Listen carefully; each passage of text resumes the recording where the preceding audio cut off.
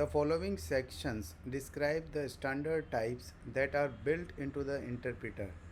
The principal built-in types are numerics, sequences, mappings, classes, instances, and exceptions. Some collection classes are mutable. The methods that add, subtract, or rearrange their members in place and don't return a specific item never return the collection itself. Instance itself, but none.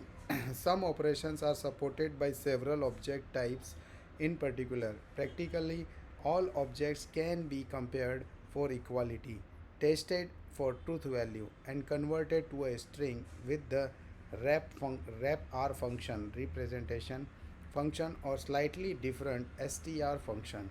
The latter function is implicitly used when an object is returned by the print function. Thank you.